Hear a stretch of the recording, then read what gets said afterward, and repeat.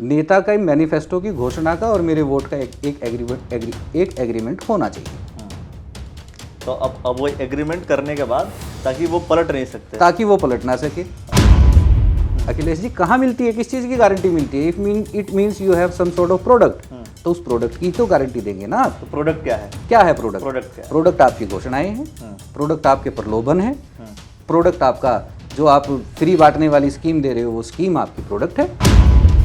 अब 7800 करोड़ को भाग कर लीजिए, यानी एक बूथ के ऊपर हम 40 लोगों को, 45 लोगों को केजरीवाल जी की घोषणाओं के अनुसार नौकरी दे सकते हैं। और नौकरी देने में मेरे समाज का, मेरे उत्तराखंड का युवा सरकारी नौकरी करके खुश होगा, मुझे पता है, फ्री में पैसे लेके खुश नहीं होगा। तो देखने की बात यह है अखिलेश जी कि 21 साल से हम उत्तराखंड में बने हुए हमें हो गए और अभी तक वही मुद्दे कंटिन्यूअसली रिपीट हो रहे हैं, पलायन, बेरोजगारी, महंगाई। तो क्या ये कभी ख़त्म होंगी?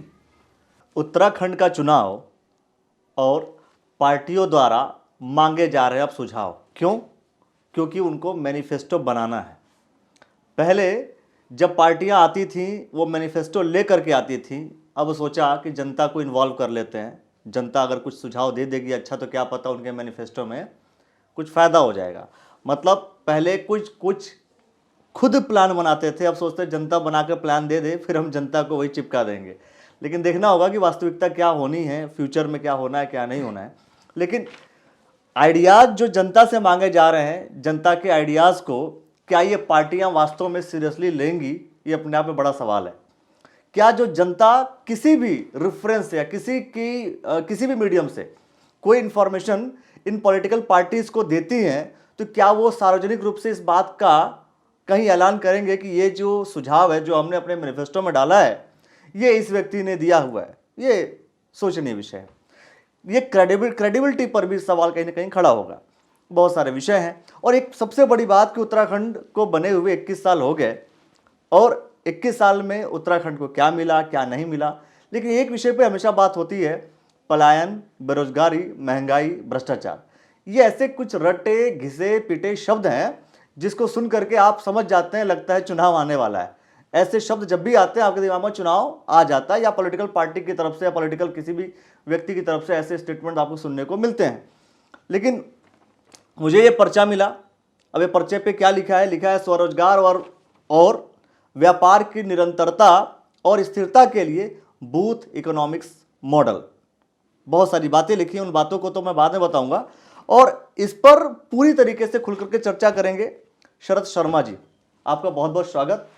और शरद शर्मा जी वास्तव में क्या हैं? सोशल रिफॉर्मर का नाम आप हमेशा सुनते हैं, समाज सेवी, समाज सुधारक। लेकिन जब हमने इनके फेसबुक पेज को खंगाला तो ये लिखते हैं पॉलिटिकल रिफॉर्मर। तो हो सकता है कि राजनीति में कोई सुधार करने की प्रक्रिया में अहम भूमिका निभा रहे हों। मैंने सोचा कि मैं और ज़्यादा उसके अंदर जाऊं, इससे अच्छा इनसे ही बैठ करके बात कर लिए जाए और आपको सारी जानकारियां मिल जाए तो ज़्यादा बेहतर। सर अखिलेश जी, आपने इस पर्चे को देखा और आप मुझ तक पहुंचे, इसके लिए तो सबसे पहले मैं आपका बहुत बहुत आभारी और धन्यवाद करता हूं। सर तो सर मैं तो आपसे ये जानना चाहता हूं कि वास्तव में जो आपने अपने यहाँ पर एक और चीज़ मेंशन की हुई है, व्यापारी भुगतान संरक्षण अधिनियम जी, तो मैं इस सारे सिस्टम को समझना चाहता हूं कि है क्या बेसिकली। देखिए, पॉलिटिकल पार्टीज़ ने अब चुनाव आ ही रखा है। आपने बता दिया कि महंगाई, भ्रष्टाचार वगैरह वगैरह, जैसे जैसे ये लाउड स्पीकर्स के और बैनर्स, होर्डिंग्स जब ये चलने लग जाएंगी, हाँ। तो मतलब चुनाव आ गए। चुनाव आ गए यानी कि हमारे अगले 5 सालों के लिए हमारा भविष्य क्या होने वाला है, बिल्कुल, ये डिसाइड करने का समय आ गया। तो देखने की बात ये है अखिलेश जी कि 21 साल से हम उत्तराखंड में बने हुए हमें हो गए और अभी तक वही मुद्दे कंटिन्यूअसली रिपीट हो रहे हैं, पलायन, बेरोजगारी, महंगाई। तो क्या ये कभी ख़त्म होंगी? सबसे बड़ी बात है कि क्या ये कभी खत्म होंगी? क्या ये कभी ख़त्म होंगी? बिल्कुल। क्या ये मुद्दे ख़त्म होकर कहीं कहीं कहीं कोई नया मुद्दा, कोई प्रोडक्टिव चीज़, कोई फ्यूचर में ले जाने वाली कोई अच्छी चीज़ आएगी? या हर बार हर चुनाव इन्हीं मुद्दों के ऊपर लड़ा जाएगा? चाहे लोकसभा का चुनाव हो, चाहे विधानसभा का चुनाव हो, चाहे लोकल बॉडी का चुनाव हो, इससे आगे कुछ होगा कि नहीं होगा? मतलब जनता भी, वही तो मैंने कहा कि जनता भी सोचने लगती है कि भाई अब तो बदलाव, कुछ तो बदलो। तो इसके अंदर सबसे बड़ा ड्रॉबैक क्या निकल के आता है कि मैनिफेस्टोज के लिए अभी सभी पॉलिटिकल पार्टी सजेशन मांग रही है। तो सबसे पहला मेरा सजेशन सभी पॉलिटिकल पार्टीज़ को है। और मेरी समझ में जो मैं सोचता हूँ वो मेरा हमारी ऑडियंस और आपकी ऑडियंस और आप स्वयं भी सोच रहे होंगे जी। कि ये हर बार जुमले और ये वादे सारे मैनिफेस्टो में दुनिया भर के होते हैं। क्यों ना इन चीज़ों को एक लीगल वैधानिक एग्रीमेंट की शक्ल दे दी जाए। देखिए, हम वोटर हैं, मैं वोटर हूँ, मेरे पास कोई पॉलिटिकल लीडर आया, कोई पार्टी आई, उसने मेरे से कहा कि मैं फला फला फला काम करूँगी, ठीक है सर, और मेरे से वोट लेके चली गई, तो मेरी तो जमा पूंजी एक वोट ही है ना। दोबारा अगर खर्च करूँगा तो 5 साल के बाद मुझे वो अधिकार मिलेगा। It means that is my investment. मेरा वोट मेरी इन्वेस्टमेंट है, यही मेरी करेंसी है, यही मेरी पूंजी है, और मुझे इसी से अपनी इकोनॉमी चलानी है। क्योंकि अब जो मैं सरकार चुनूंगा मैनिफेस्टो देख के, तो क्यों नहीं इसको एक लीगल फॉर्मेट में मेरा और नेता के बीच का एक लीगल एग्रीमेंट बना दिया जाए। मतलब वोट का एग्रीमेंट कर लो, नेता का मैनिफेस्टो की घोषणा का और मेरे वोट का एक एग्रीमेंट होना चाहिए।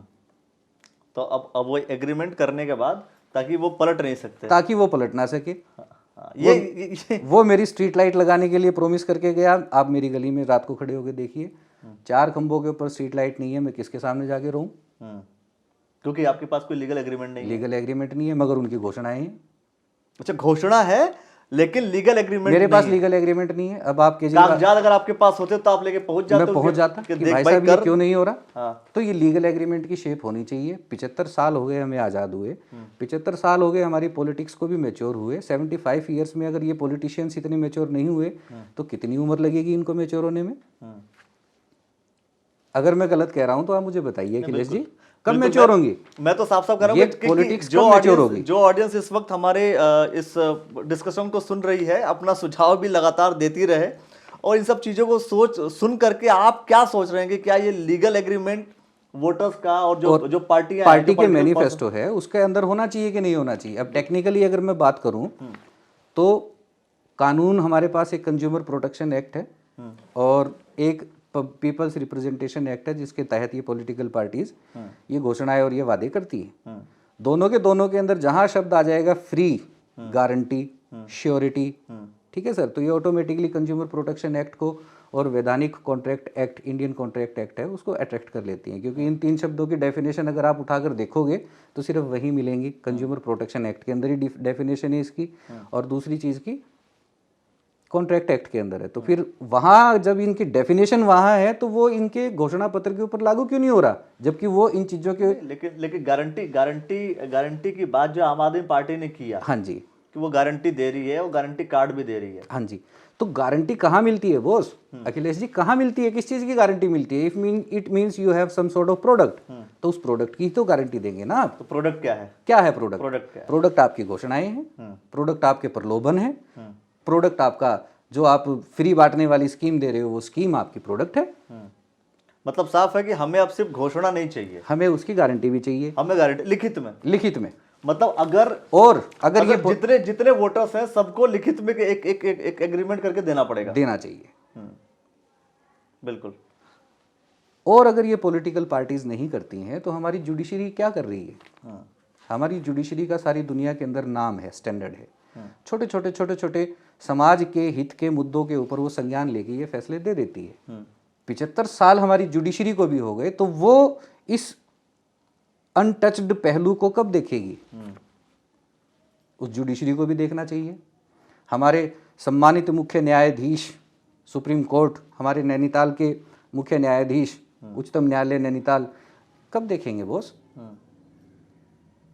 किसी न किसी को इनिशिएटिव्स लेना पड़ेगा। पॉलिटिकल पार्टीज, ये लीडर्स अगर अपने आप को उस कानूनी दायरे के अंदर नहीं लाना चाह रहे तो आप लाओ उन्हें। You are the judiciary, consumer हम हैं, हम वोटर्स हैं, हमारे कुछ अधिकार हैं। अगर उनको हमें अगर संरक्षण नहीं करेंगे, at the end of the day Akhilesh ji, मामला क्या है? पब्लिक की जेब से टैक्स कट के ही तो बजट इकट्ठा होता है। बिल्कुल, पैसे का ही तो मामला है, और उस पैसे को ही तो ये फ्री में बांट रहे हैं। उसी के बेस के ऊपर, उसी बजट के ऊपर तो घोषणाएं हो रही हैं। बिल्कुल। किसी भी पॉलिटिकल लीडर की कोई संपत्ति इस इंटरेस्ट में आ रही है जो वो बांटना चाह रहा हो। अगर केजरीवाल जी ने अनाउंसमेंट करी कि हर महिला को 1000 रुपए देंगे, Kejriwal ji hats off to you, आप दीजिए 1000 रुपए, मगर वो आप अपनी संपत्ति को सामने रख के बीच में उससे बांटिए, देखते हैं कितने दिन बांटेंगे। आप हमसे ही पैसा ले रहे हो और हमें फ्री में बांट रहे हैं सबको। इतनी बड़ी पब्लिक, हमारी 1,17,00,000 की पॉपुलेशन है, बिल्कुल 25 लाख से ज़्यादा उत्तराखंड में परिवार है, हम्म, सबकी जेब से कुछ ना कुछ जा रहा है, और वो इकट्ठा करके आप कहीं किसी एक जगह के ऊपर मतलब बांट रहे हैं, पैसा बांट रहे हैं, तो वो किस लिए बांट रहे हैं भाई? सपोज करिए कि आप ये कहिए ना कि जो आप टैक्स ले रहे हो वो टैक्स लेना बंद कर देंगे। हाँ आपको फ्री में बांटना अच्छा लग रहा है, फ्री में बांटिए आप अपनी जेब से, आप हमसे लेना बंद कर दीजिए, हम आपको पक्का वोट देंगे। और अगर आप बांटने पे आमदा हैं, आपको बांटना ही है, तो एग्रीमेंट कर लीजिए, एक एग्रीमेंट कर लीजिए कि भाई इसके बदले में, एक वोट के बदले में मैं आपको ये दे रहा हूँ, कहिए मत, ताकि आपके पास जाकर के ये जो वोटर्स हैं लड़ सकें अपने अधिकार के और लिए। यहाँ मेरी माननीय उच्चतम न्यायालय से फिर एक अनुरोध है कि पीपल्स रिप्रेजेंटेशन एक्ट 1951-1959 में जितनी बार भी इसमें जो अमेंडमेंट्स हुई हैं, वहाँ पे साफ साफ लिखा हुआ है कि प्रलोभन देकर भ्रष्टाचार के माध्यम से आप पब्लिक से वोट नहीं मांग सकते। मैं सबसे पूछना चाहता हूँ, आपसे भी अखिलेश जी, और सबसे, ये सीधा सीधा मास प्रलोभन और उसको क्या कहते हैं कि मास करप्शन नहीं है? बिल्कुल है, बिल्कुल इसको कहेंगे। तो फिर आपने तो अपने खुद के एक्ट की धज्जियां उड़ा ली। तो इस हिसाब से तो फिर क्या है जितनी पॉलिटिकल पार्टीज हैं उन सबको, और ये कब है कि जब हम 75 साल की हमारी आज़ादी हो गई हम जश्न मनाने वाले हैं? मैं तभी तो कह रहा हूँ कि इस हिसाब से तो फिर आपको जितनी पॉलिटिकल पार्टीज हैं खुद अपने आप को जेल में डालना है। हो क्या रहा है? क्योंकि आप एक तरफ कह रहे हो कि दारू बांटना गलत है, आप एक तरफ कह रहे हो कि वोट के लिए पैसे देना गलत है, और सार्वजनिक रूप से इतने बड़े बड़े जिम्मेदार पदों के ऊपर बैठे हुए लोग, मंत्रालयों में बैठे हुए लोग ये घोषणाएं कर रहे हैं, तो ये है क्या? मतलब आम आदमी पार्टी ये जो कह रही है, सिर्फ आम आदमी पार्टी की बात नहीं है, भाजपा ने क्या करा, कांग्रेस भी ऐसे, और कांग्रेस ने भी क्या करा, कभी इन्होंने फ्री का अनाज बांटा है। आप जब भी कुछ भी फ्री का बांटते हो तो आप किसी न किसी की जेब से लेके आते हो, ठीक है? एक रॉबिन हुड होते थे अखिलेश जी, वो अमीरों को लूटते थे, ठीक है, मगर उसमें भी एक क्वालिटी थी, उनकी स्टोरी जब हम पढ़ते हैं तो वो जो बैड एलिमेंट्स होते थे, बुरे अमीर होते थे, उन्हें लूटते थे। बुरे अमीर जो होते थे, बुरे अमीर जो होते थे उनको लूटते थे, और उनसे लूट के गरीबों में बांटते थे। सब पॉलिटिकल पार्टी से मेरी रिक्वेस्ट है कि कृपया वो बताएं कि हम में से बुरे अमीर कौन है और वो कितने अच्छे रॉबिन हुड हैं। अच्छा, बुरे अमीरों जो बुरे अमीर हैं वो उतना टैक्स पे करते नहीं करते, ये भी शायद अपने आप में सवाल होगा, मुझे लगता है। वो सवाल तो अब सरकार इनके पास है, सत्ता इनके पास है, सिस्टम इनके पास है, सीबीआई इनके पास है, ईडी इनके पास है। बुरे अमीर जो है किस तरीके से अपने आप को बचाते हैं, किस वो तरीके से इनकी पर्सनल डेफिनेशन है कि किसे ये बुरा कहेंगे, कल को ये मुझे भी बुरा कह सकते हैं अखिलेश जी, और अगला नंबर आपका भी आ सकता है। चलिए, लेकिन मैं आपसे जानना चाह रहा हूँ कि ये तो हो गया एग्रीमेंट को लेकर। हाँ जी।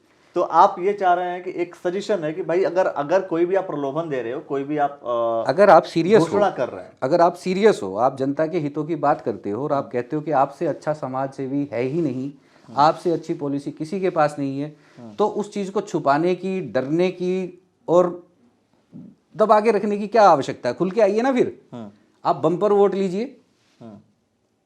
जब गारंटी कार्ड बांटना स्टार्ट ही कर दिया तो एग्रीमेंट भी करना शुरू, तो एग्रीमेंट भी करना स्टार्ट करो, क्योंकि guarantee card with in itself is the agreement. लेकिन अभी एक और जो चीज़ें हैं, जैसे आपने लिखा है कि भाई ऋणदाता, बैंक उत्पादक, व्यापारी, उपभोक्ता के मध्य भुगतान व्यवस्था को सही और चलायमान रखने के लिए नए कानूनी सुधार, ये सुधार हैं। इससे पहले मैं आपको एक थोड़ा सा और कहना चाहूँगा कि 75 ईयर्स हो गए हमें, नेता आते हैं, नेता चले जाते हैं, सरकारें आती हैं, सरकारें चली जाती हैं। हर आदमी कहता है, संसद से लेके, विधानसभा से लेके और लोकल कैंपेनिंग में सब जगह ऐसे ही बोला जाता है। युवाओं को इकट्ठा करा जाता है, बूथ कमेटियां बनाई जाती है, जिंदाबाद मुर्दाबाद के नारे लगाए जाते हैं, ठीक है सर, सारे काम होते हैं। होने के बाद वो बूथ कमेटियां कहाँ चली जाती हैं? जब नौकरियों की बात आती है तो कहा जाता है कि प्राइवेटाइजेशन। मोदी जी अभी 4 दिसंबर को आए, उन्होंने कहा कि स्वरोजगार, आत्मनिर्भर उत्तराखंड। तो आत्मनिर्भरता के लिए भी कुछ न कुछ तो देना पड़ेगा।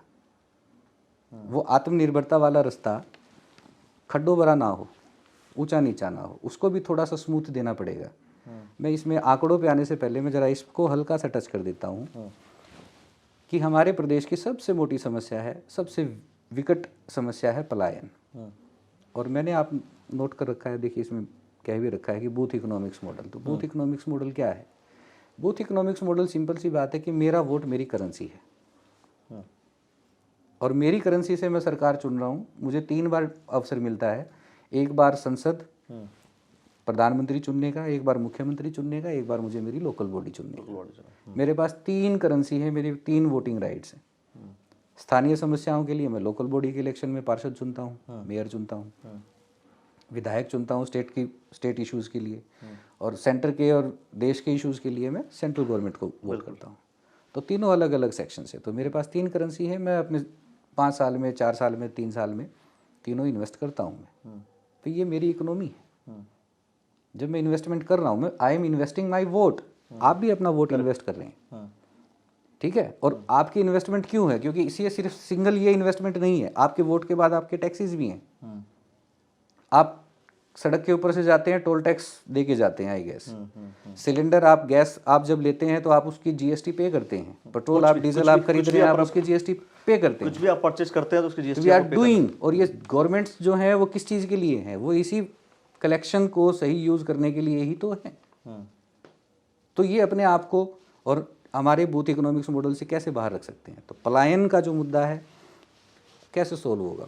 मेरा दूसरा सजेशन ये है, मैनिफेस्टो के लिए आप सब लोग जब इतने खुले स्तर पे आ रहे हैं, पॉलिटिकल पार्टीज आ रही हैं, तो अखिलेश जी आपके माध्यम से, आपके चैनल के माध्यम से मैं इन सभी पॉलिटिकल पार्टीज़ को एक बार पब्लिक फ्रंट पे आके ये कहना चाहता हूँ कि जिन युवाओं को आप अपने डंडे झंडे उठाने के लिए कहते हैं, उनको उनके बूथ के ऊपर ही रोजगार दें।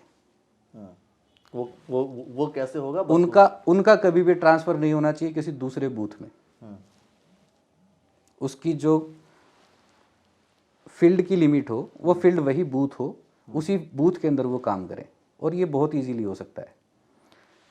कैसे हो सकता है? इसके अंदर बजट कितना लगेगा? मान लीजिए कि 10-12 हज़ार रुपये की तनख्वाह दी जाए। गवर्नमेंट कहती है कि 400 से 500 रुपये मिनिमम लेबर है। आप पर डे की लेबर उठा के देख लीजिए, 400 रुपये के हिसाब से 12,000 रुपये हो गई। अब दूसरा बड़ा क्वेश्चन आता है, आपके पास इतना बड़ा इंफ्रास्ट्रक्चर है, इतने बड़े बड़े विद्वान हैं, आप इंटरनेशनल लेवल पे जाके कहीं किसी सिस्टम को अगर एक्सेस करना चाहें, स्टडी करना चाहें, आप कर सकते हैं। तो आपको इतना नहीं पता चल पा रहा कि कम से कम एक बूथ के ऊपर 10 लोगों को, 15 लोगों को क्या नौकरी दी जाए, क्या ड्यूटी उनकी लगाई जाए। तो फिर आप किस लिए वोट मांगने आ रहे हैं? लेकिन आपने एक चीज़ नोटिस की होगी कि जो बूथ का सिस्टम है वो अधिकतर एक्टिव तब होता है जब इलेक्शंस आता है, इसीलिए मैं कह रहा हूँ कि कंटिन्यूअसली उनको उस जगह पे जॉब मिलनी चाहिए, और वो सरकारी नौकरी होनी चाहिए, प्राइवेट नहीं होनी चाहिए। 4-6 महीने के लिए ना हो, वो परमानेंट हो, और उनसे आप काम कराएं। जब आप 4800 करोड़ रुपए बेरोजगारी भत्ता देने के लिए तैयार हैं, और सिर्फ आम आदमी पार्टी की बात नहीं कर रहा मैं, भाजपा भी दे रही है ऐसे बेरोजगारी भत्ते का वादा करके बैठी है, और कांग्रेस ने न्याय न्यूनतम बेसिक इनकम उसकी घोषणा कर रखी है। तो जब आप बांट रहे हैं फ्री में, तो फ्री में देते देते थोड़ी सी स्मार्टनेस भी अप्लाई कर लो यार। आप इतने बड़े विद्वान लोग हो, उनसे कुछ काम करा लो।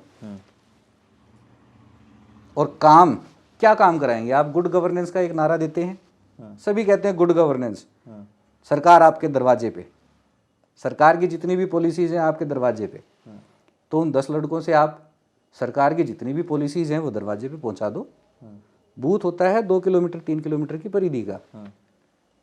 सोच के देखिए कि 10 लड़के अगर सरकार से तनख्वाह लेके अगर वहाँ पे वो सारी सरकारी सुविधाएं दे रहे हैं, तो पलायन होगा। बात करिए ट्रांसफर। कितने बूथ इकोनॉमिक्स मॉडल से मैं ये जानना चाह रहा हूँ, कितने लोग उससे फायदा उठा सकते हैं और किस तरीके से उठा सकते हैं? मैं जरूर चाहूंगा उस चीज को। बूथ इकोनॉमिक्स मॉडल से हम अगर बजट की बात करें, तो मैं केजरीवाल जी के बजट के ऊपर जाता हूँ, उनकी घोषणाओं वाले मूल्यों के ऊपर जाता हूँ। उन्होंने 4800 करोड़ रुपए तो कहे हैं कि हम बांट देंगे फ्री में, हम उस बजट को उठा लें। और 3000 करोड़ रुपए उन्होंने कहा है कि महिलाओं को देंगे तो उसकी लागत आएगी, हर महिला को 1000 रुपये अगर देंगे तो 4800 और 3000 सर हो गए 78, इतने हो गए। जब हम नौकरी मांगने जाते हैं, कितनी बड़ी विडंबना है जब हम कहते हैं कि नौकरी, तब यही पॉलिटिकल पार्टीज, और सिर्फ एक नहीं, सारी की सारी ये कहती हैं कि हमारे पास तनख्वाह देने के लिए पैसे नहीं है। कितनी बड़ी विडंबना है। फ्री में बांटने के लिए इनके पास पैसे हैं, क्योंकि फ्री बांट के वोट मिलना ना। है ना। नौकरी देने के लिए इनके पास पैसे नहीं है, ये सैलरी देने के लिए ये कहते कि सरकार के पास पैसे नहीं है। मजाक कर रही है हमारे साथ। और अगर ये मजाक कर रहे हैं तो ये जनता और आप और हम क्या इन मजाकों को देख नहीं पा रहे? मैच्योर होने का टाइम है हमारा। या तो जैसे 7800 करोड़ रुपीस का अगर हम एक बूथ के ऊपर 10 लोगों को नौकरी देते हैं तो 1200 से 1400 करोड़ रुपए का खर्चा आएगा। अब 7800 करोड़ को भाग कर लीजिए, यानी एक बूथ के ऊपर हम 40 लोगों को 45 लोगों को केजरीवाल जी की घोषणाओं के अनुसार नौकरी दे सकते हैं। और नौकरी देने में मेरे समाज का, मेरे उत्तराखंड का युवा सरकारी नौकरी करके खुश होगा, मुझे पता है। फ्री में पैसे लेके खुश नहीं होगा। वो चाहेगा कि उसे अगर उसके खाते में कुछ पैसे आ रहे हैं तो उसके बदले में मैं कुछ काम करके आऊँ, क्योंकि वो उसके स्वाभिमान और उसकी व्यक्तिगत जो उसके अंदर की एक इंसानियत होती है उसको मजबूत करता है। और फ्री में लेने वाला तो भाई साहब फ्री में ही होता है। फ्री में तो भीख भी मिलती है, सबसे ईजी भीख मिलती है। और फ्री में भ्रष्टाचार होता है। फ्री में ही भ्रष्टाचार होता है। फ्री में ही भ्रष्टाचार होता है। फ्री से ही भ्रष्टाचार होता है। अच्छा, फ्री से ही भ्रष्टाचार होता है। तो मतलब ये कि जो पॉलिटिकल पार्टीज फ्री का नाम ले रहे भ्रष्टाचार कर रहे हैं। आज इन्होंने फ्री दे दिया तो कल क्या लाएंगी ये? इस फ्री वाले खाने को पूरा करने के लिए कहाँ से क्या पूरा करेंगी वो? आज इन्होंने हमें पूरा दे दिया। फ्री देते देते तो भाई साहब अखिलेश जी 70,000 करोड़ का कर्ज है हमारे ऊपर जी। हमारी जो जीएसडीपी है, कुल घरेलू सकल उत्पाद, और ये मैं नहीं कह रहा, ये सब एक दूसरे की खुद पोल खोल लेते हैं। एक पार्टी दूसरी पार्टी को कह देती है तुम्हारे शासनकाल में इतना कर्ज हो गया। अब हरीश रावत जी के शासनकाल में बताया 40-44 हज़ार करोड़ कर्ज था। 2 दिन पहले अखबार में छप रखा था, आप लोगों के माध्यम से ही पता चलता है हमें। और अब 70,000 करोड़ है। 5 सालों में इतना बढ़ गया भाई साहब कर्ज। ये फ्री देने वाले ही सिस्टम से तो हो गया। फिर ये चिल्ला चिल्ला के कहेंगे कि भाई अब सरकार बन जाएगी, हर चीज़ फिर महंगी होगी, तो महंगाई रोकेंगे कब? फ्री में देने वाला कभी महंगाई रोक सकता है? महंगाई तो बढ़ेगी, फिर कहीं ना कहीं टैक्स लगेगा। कहाँ से लाएंगे ये? इनके पास वो तो है नहीं पारस पत्थर कि सारे हिमालय को छुआ कर उसको सारे को सोने का पहाड़ बना देंगे, उसे अमेरिका को, फ्रांस को, ब्रिटेन को बेच बेच के ये फिर आपकी आवश्यकता पूरी कर देंगे और फ्री में बांट देंगे। तो कहीं तो रुको यार। ये ना रुके तो आप रोको। जनता को रोकना चाहिए। लेकिन क्या है कि जनता को तो चाहिए ना, जनता को चाहिए। जनता को वो जो तरीका है, यही मैं कहना चाह रहा हूँ कि आपने हर एक का एक ही सोल्यूशन बताया, वो है बताया आपने बूथ इकोनॉमिक्स मॉडल की। हाँ जी, तो बूथ इकोनॉमिक्स मॉडल में सबसे पहली बात आ गई कि बूथ के ऊपर एम्प्लॉयमेंट। फ्री में मत बांटो, सैलरी दो और उनसे थोड़ी बहुत नौकरी कराओ जो आपकी सरकारी स्कीम में थोड़ी बहुत पूरा करवाओ। पैसे दे रहे हो तो पूरा करवाओगे। और जब आप पूरा करवाओगे तो आप ये कहना चाह रहे, देखो मतलब अच्छी चीज़ है ये। अगर आप सैलरी दे रहे हैं तो काम करवाइए, और काम क्या करवाना है ये कौन बताएगा? अभी इंफ्रास्ट्रक्चर और सिस्टम किनके पास है? अगर फिर भी अगर आप लोगों को ना समझ में आए तो मैं तो यहाँ बैठा हूँ। You are most welcome. अगर आपको नहीं पता, फ्री में बांटने का आपको पता है और उस पैसे से काम करवाना अगर इन सरकारों को नहीं आता, तो मैं बैठा हूँ यहाँ बताने के लिए। अखिलेश जी, तो अभी आप नहीं बताएंगे? अभी मैंने बताया कि सबसे पहले 10 लोगों को रोजगार दो बूथ के ऊपर, जिनसे आप जिंदाबाद मुर्दाबाद के नारे लगवाते हो। उन लोगों को 10 युवाओं को नौकरी दो। नहीं तो आखिर नौकरी काम क्या करवाएं? और उनसे अपना जो गुड गवर्नेंस वाला जो मॉडल जो चिल्ला चिल्ला के आप लोग कहते हो कि सरकार आपके द्वार पेंशन, राशन कार्ड, जिन जिन चीज़ों की पब्लिसिटी करने के लिए आप गवर्नमेंट की इतनी सारी स्कीम्स होती हैं, वो लोगों को पता ही नहीं होती।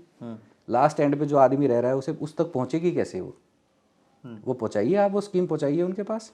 तो ये सारा काम जो बूथ पर है लोग वो काम करें। अखिलेश जी, वृद्धा पेंशन जो होती है तो उसको डेथ सर्टिफिकेट अपना हर महीने 2 महीने में इशू करना पड़ता है। ठीक है जी, ठीक है, क्रेडिट कार्ड उसके पास है, वो जाके खाते में से पैसे निकाल के ला सकता है। छोटा सा एग्जांपल दे रहा हूँ मैं, मगर उसको वेरीफाई करने के लिए उसको बैंक में आना पड़ता है कि मैं जीवित हूँ। बूढ़ा आदमी, और पहाड़ों से पर्वतीय क्षेत्र से बूढ़ा आदमी, क्या स्थिति होगी उसकी? तो इससे अच्छा कि आप जो है, आप जो इन लड़कों को नौकरी देंगे, इन युवाओं को नौकरी देंगे, तो मैं तो ये सिर्फ एक सिंपल सा एक छोटा सा एग्जांपल दे रहा हूँ आपके कहने से। तो ये काम तो आपका, ये जो बूथ के ऊपर जो जिसको एम्प्लॉयमेंट देंगे आप, जिसको फ्री में पैसे देने वाले थे, उससे ये काम करा लीजिए। तो आप ये चाहते हैं कि सारी बातें मैं नहीं बताऊंगा, कुछ पॉलिटिकल पार्टीज मेरे पास आएंगी तब मैं बताऊंगा उनको।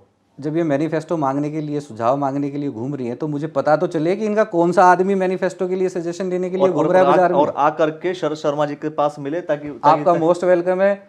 सभी पॉलिटिकल पार्टीज को रिक्वेस्ट भी है और अनुरोध भी है और मेरी तरफ से ऑफर भी है। जैसी चाय मुझे बनानी आती है वैसी बनाकर पिलाऊंगा, मोदी जी की चाय से अच्छी होगी, डैम श्योर। अच्छा चलो, मोदी जी की चाय से आपकी चाय अच्छी होगी, लेकिन एक सवाल इसलिए मैं पूछ लेता हूँ आपसे कि आप बीजेपी के विरोध में लगते हैं। सवाल कारण यह है कि आपने लिखा कि जब कश्मीर से धारा 370 हट सकती है, जब अयोध्या में राम मंदिर बन सकता है, जब काशी विश्वनाथ मंदिर का जीर्णोद्धार हो सकता है, तो व्यापारी भुगतान संरक्षण अधिनियम भी बन सकता है जी। तो सारे जो लॉजिक आपने दिए, जो सारे जो बेस जो बैकग्राउंड दिया आपने, सारे बीजेपी के द्वारा किए गए कार्यों का दिया, कांग्रेस के किए गए कार्यों को नहीं दिया। क्या आप मतलब कांग्रेस ने काम नहीं किया, आप ये दिखाना चाह रहे हैं? ना, ऐसा कुछ भी मेरा इंटेंशन नहीं है। तो और या मैं तो आप बीजेपी को टारगेट कर रहे हैं, ना मैं किसी के साथ हूँ और ना मैं किसी के विरोध में। लेकिन सारे लॉजिक तो आपने लॉजिक बीजेपी के दिए ना। लॉजिक की गहराई में जब आप उतरेंगे तो आप देखेंगे कि ये सारी चीजें इतने समय से, इतनी शताब्दियों से लिंगर ऑन थी। अच्छा, मतलब बीजेपी के प्रो हैं आप? मैं इसको, आप प्रो कह सकते हैं, आप इसको साथ कह सकते हैं, आप इसको अगेंस्ट कह सकते हैं, ये आपकी टेक्निकल टर्म होगी। ठीक है सर। जो चीजें इतने समय से लिंगर ऑन थी, एक पॉलिटिकल विल होती है किसी भी अच्छी चीज को करने के लिए, उसकी आवश्यकता होती है। बिना पॉलिटिकल विल के आप कोई भी रिफॉर्म, कोई भी अच्छा काम नहीं कर सकते। और उस विजन के अंदर फिर विजन की जरूरत होती है। आप पॉलिटिकल विल ले आए, आपके पास विजन नहीं है, तो फिर आप करेंगे क्या? मेरा ये कहना है इस पार्ट पे कि पॉलिटिकल विल आपके पास है, पॉलिटिकल विल आपके पास है। तो आप ये कहना चाहते हैं कि भाई बीजेपी से आप इसलिए ये बात कह रहे हैं क्योंकि बीजेपी ने ये सारे काम अगर कर दिए हैं तो पॉलिटिकल विल तो है, पॉलिटिकल विल तो है आपके पास। तो इस पॉलिटिकल विल का अगर आपको यूज नहीं करना आ रहा, तो मेरी तरफ से सजेशन है। और सजेशन इसलिए है क्योंकि आप सजेशन मांगते घूम रहे हैं। अगर आप नहीं मांगते तो मैं देता नहीं। डेफिनेटली देता, और इससे पहले भी मैं दे चुका हूँ। अच्छा, इसके पहले दे मुझे लगा कि भाई आप मांगते फिर रहे हैं, इसलिए अब मैंने सोचा आपको दे दूं। ये अवसर है, और शायद ये भी बहुत अच्छी चीज़ है कि एक्टिव पार्टिसिपेशन मांग रहे हैं ये। और भगवान की कृपा भी असीम कृपा है कि ये कहीं से उड़ता हुआ आपके हाथ में आ गया और आप जी। तो अखिलेश जी, ये भुगतान जो संरक्षण, व्यापारी भुगतान संरक्षण अधिनियम है, वो उसके बारे में जरूर जानना। अब हम देख रहे हैं कि सरकार कह रही है कि सरकारी नौकरियां कम है, प्राइवेटाइजेशन की तरफ जा रही हैं। मोदी सरकार का एक नारा है आत्मनिर्भर भारत, आत्मनिर्भर युवा, आत्मनिर्भर उत्तराखंड। तो आत्मनिर्भरता का मतलब है कि खुद काम करना। इसको खुद काम करने के लिए इन्होंने कहा है, एक सिस्टम बना रखा है। और ऐसा नहीं है कि भाजपा ने ही बना रखा है, कांग्रेस ने भी ऐसे ही सिस्टम बना रखे थे।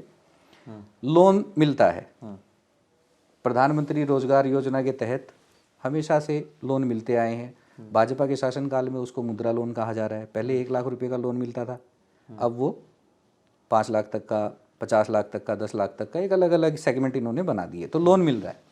लोन जब मिलता है तो जब हमने ऋणदाता बैंक से पैसे लिए तो हमारा तो उसी दिन से ब्याज लगना स्टार्ट हो जाता है। मगर वास्तविकता में जब हम बाजार में किसी उत्पाद को लेके उतरते हैं तो वो ब्याज का जो मीटर चलता है अखिलेश जी, और जो मार्केट में जो एक चलन में जो पेमेंट का सिस्टम है, क्रेडिट का सिस्टम है, उसमें दिन रात का अंतर होता है। एक प्रोडक्ट है, उसकी 3 महीने में पेमेंट मिलती है, फर्स्ट पेमेंट की साइकिल 3 महीने में है। एक प्रोडक्ट है, उसकी पेमेंट की साइकिल 20 दिन में है, एक पेमेंट की साइकिल 2 महीने में, 1.5 महीने में। अलग अलग प्रोडक्ट एक चलन में चलत में चला हुआ है। और कोई प्रोडक्ट ऐसा है कि आपको कैश देना पड़ेगा। रेट ऑफ इंटरेस्ट का जो मीटर है वो तो उसी दिन से लगना स्टार्ट हो जाता है। अब आप इसको देखिए कि एक युवा जो अनएक्सपीरियंस्ड है, बाजार में आप उसको आत्मनिर्भर करना चाह रहे हैं, वो बाजार में ब्याज तो देना ही देना है उसने, नहीं तो आप उसको एनपीए कर देंगे, बैड क्रेडिट्स कर देंगे, उसके क्रेडिट स्कोर उसका खराब हो जाएगा, फिर आप उसको दोबारा लोन भी नहीं देंगे। तो उसको उस समय पे संरक्षण की आवश्यकता है जब वो बाजार में पहली बार बैंक से लेके आत्मनिर्भर बनने के लिए आपकी योजनाओं के माध्यम से जा रहा है। तो उसको पूरी गाइडेंस और पूरा संरक्षण आवश्यक है उसके लिए। तो वहां पर क्या आता है, उसकी जो पेमेंट साइकिल है उसको संरक्षित करा जाए कि उसका नए आदमी का कोई मार्केट में कोई पुराना, अब हम एक लोकल लैंग्वेज में कहते हैं कि ज़्यादा ओवर स्मार्ट लोग जो होते हैं, ट्रेडर्स होते हैं, उनकी एक टेंडेंसी होती है, वो कहते हैं कि असली व्यापारी वही है जो दूसरे के पैसे पे धंधा करे। अब नया आदमी आ गया, आपने उसको लोन दे के भेज दिया, उसके लिए तो असली व्यापारी वाली जो गुण है वो आ गए, वो आपके पैसे पे धंधा करेगा। अगर उसने 2 महीने लटका दिया, 3 महीने लटका दिया, पार्ट करके उसने आपके 1 लाख रुपए का ऑर्डर प्लेस करा और 1 लाख रुपया उसने अपने पास अटका लिया और आपको 10-10 हज़ार रुपये की पेमेंट दे रहा है, वो तो 10-10 हज़ार की पेमेंट दे रहा है अखिलेश जी, मगर जो इंटरेस्ट आपका चार्ज हो रहा है वो पूरे लाख रुपए के ऊपर हो रहा है। तो आप कमाएंगे क्या, बचाएंगे क्या? और कमाएंगे और बचाएंगे नहीं तो खाएंगे क्या? और जब ये तीनों काम नहीं होंगे तो फिर आपकी आत्मनिर्भरता कितने दिन सस्टेन करेगी? यहाँ पे मैं आपको एक एग्जाम्पल कोट करता हूँ और ये भारत सरकार का ही है। 2015 से लेके अब तक मुद्रा लोन की बात करूंगा मैं, भारत सरकार का जारी करा हुआ आंकड़ा है कि 11 करोड़ 62 लाख युवाओं को मुद्रा लोन दिए, 5-5 लाख वाले। सर अभी तक 71% एनपीए हो चुके हैं, उनकी किस्तें टूट चुकी हैं। अगर ये संरक्षण उनको मिल रखा होता तो डेफिनेटली वो एनपीए नहीं होते। रेट ऑफ इंटरेस्ट का जो साइकिल है, कौन सा अमाउंट किसके ऊपर कब इंटरेस्ट लगना चाहिए, कब नहीं लगना चाहिए, ये सारी चीज़ें डिसाइड करने का टाइम आ गया है। हेल्दी बिजनेस अगर करना है तो आपको पेमेंट साइकिल ठीक करना पड़ेगा और उसको प्रोटेक्ट करना पड़ेगा। कहीं से अगर कोई पैसा खा के भागता है तो हमारे पास एक सरफेस आई एक्ट है बैंकिंग सिस्टम के पास, उसके अलावा किसी भी प्रोड्यूसर के ऊपर, इंडस्ट्रियलिस्ट के पास, आपके पास, मेरे पास ऐसा कोई सिस्टम नहीं है जिससे कि अगर मैं आपका 1 लाख रुपया मार के बैठ जाऊं तो आप कैसे निकाल लेंगे पैसा? कोई लीगल सिस्टम है? बिल्कुल नहीं है। आप मीडिया में हैं, आप मेरे से ज़्यादा रिसर्च कर सकते हैं। वकीलों के पास दुनिया भर के केसेस यही हैं, चेक बाउंस के वगैरह वगैरह के। चेक बाउंस का केस अगर डाल देते हैं तो कितने दिनों में पेमेंट मिलती है, और कितने दिनों में पेमेंट मिलेगी तो उसके ऊपर ब्याज क्या मिलेगा? तो आत्मनिर्भर होगा कैसे? आपने तो उसको आत्मनिर्भर नहीं, आप उसके बैड क्रेडिट्स और उसको कर्जवान बनाने के लिए और उसको ख़त्म करने के लिए आप उसको लोन दे रहे हैं। अगर आप बिना इस भुगतान संरक्षण अधिनियम के अगर आप उसको लोन दे रहे हैं और आप उसको सिस्टम में लाने की और आपने पल्ला झाड़ लिया, मतलब आप स्वरोजगार को लेकर के, अगर स्वरोजगार के ऊपर आप इंसिस्ट कर रहे हैं तो सबसे पहले ये पेमेंट सिस्टम वाला अधिनियम बनाना आवश्यक है। इसमें स्पष्ट लिख रखा है मैंने, और यही आपने ये इन तीनों पॉइंट्स को उठाया तो पॉलिटिकल विल तो आपके पास है, विजन नहीं थी, ये रही विजन। तो मैं इसको जानना चाह रहा हूँ कि आखिर व्यापारी भुगतान संरक्षण अधिनियम, जिसके अंदर आपने एक साफ साफ लिखा है कि ना डूबेगा उधार, न खराब होगा आपस में व्यवहार, न लोन की किस्तें टूटेंगी, न एनपीए की होगी मार। तो मैं ये जरूर जानना चाहूंगा कि आखिर व्यापारी भुगतान संरक्षण अधिनियम है क्या, या वो भी आप तब बताएंगे जब पॉलिटिकल पार्टीज आएंगी? हिंट में दे देता हूँ, हिंट दे दीजिए। विद्वान बहुत बड़े बड़े बैठे हैं, अगर वो नहीं आना चाहें तो कोई दिक्कत नहीं, अगर आप बुलाएंगे तो मैं आ जाऊंगा। नहीं आना चाहते तो कानून, तो हमारी संसद एक ऐसी है, वहाँ पे बहुत बड़े बड़े विद्वान बैठे हैं, अगर उनको एक लाइन मिल जाए 2 मिनट में ड्राफ्ट कर लेते हैं। खुद से अगर नहीं बनता तो किसी न किसी दूसरे देश से कट कॉपी पेस्ट कर लेते हैं। कुछ भी करिए, अगर कट कॉपी पेस्ट अगर ना हो आपसे, I am always here. Cut copy paste ना हो तो आप आकर के रीराइट करवा सकता है। Definitely I am here. देखिए सिस्टम क्या है अखिलेश जी, बैंक ने लोन दिया मुझे, उसके पास सरफेस आई एक्ट है, अगर मैं उसकी पेमेंट नहीं दूंगा, किस्तें नहीं भरता हूँ, 3 महीने, 4 महीने, 5 महीने, 6 महीने, एनपीए कर देगा। उसके पास सरफेस आई एक्ट है, और मेरी समझ में किसी को भी बताने की आवश्यकता नहीं है कि बैंक कैसे संपत्ति मॉर्गेज करता है, सबको पता होगा। ठीक है सर। अब इसके बाद मैं अपना एक प्रोडक्ट बनाकर बेचने के लिए गया, 1 लाख रुपए का लोन लिया, 15-15 हज़ार के मैंने 6 कस्टमर पकड़ लिए। किसी की पेमेंट साइकिल अच्छी है वो मुझे दे देगा, मगर जिसकी पेमेंट साइकिल अच्छी नहीं है या उसकी अपनी व्यापारिक समस्याएं हैं, कई बार नहीं बिकता माल, तो उस सूरत हाल में क्या स्थिति बनेगी?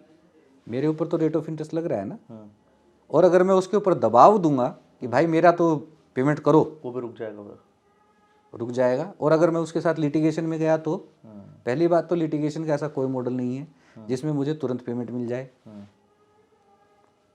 तो बाजार में बैठा हुआ हर व्यापारी जब इस प्रोटेक्शन एक्ट के तहत काम करेगा तो कोई किसी की पेमेंट एक ड्यू टाइम पीरियड की तक रोकेगा, उसके बाद एक चलन के बाद पेमेंट करनी ही करनी होगी। ऑटो डेबिट हो जाए, डायरेक्ट बेनिफिट ट्रांसफर है, हमारे पास सब्सिडी आ रही है खाते में, तो भाई साहब लोन तो आप सबको दे रहे हो, दे रहे हो ना। बैंक खाते मोदी जी ने सबके खुलवाई दिए। तो 15 दिन की अगर मेरी पेमेंट साइकिल है तो भाई साहब 15 दिन के बाद मेरी पेमेंट आपके खाते से सीधी आ जाए, और अगर नहीं आती है तो उस सूरत हाल में ये एक्ट इनिशिएट हो जाए। मुझे मेरी पेमेंट का प्रोटेक्शन मिलना चाहिए। अब आपकी अगर पेमेंट मेरे पास नहीं आती और आपके पास कहीं से कोई दिक्कत आती है तो आप भी तो अपने बैंक से मतलब व्यवहार करके बैठे हैं। बिल्कुल। आपको लोन मिल जाए, ओवरड्राफ्ट फैसिलिटी है, बैंक ओवरड्राफ्ट फैसिलिटी देता है, ओडी लिमिट्स देता है, और वो सिर्फ व्यापारी को मिलती है, इंडिविजुअल को नहीं मिलती। तो जब ओवरड्राफ्ट फैसिलिटी है और मेरे से आपने माल खरीद रखा है और आप आज भुगतान करने की पोजीशन में नहीं है, कैश पेमेंट देने की पोजीशन में नहीं है, तो ओडी यूज हो जाए भाई। इससे क्या बेनिफिट होगा?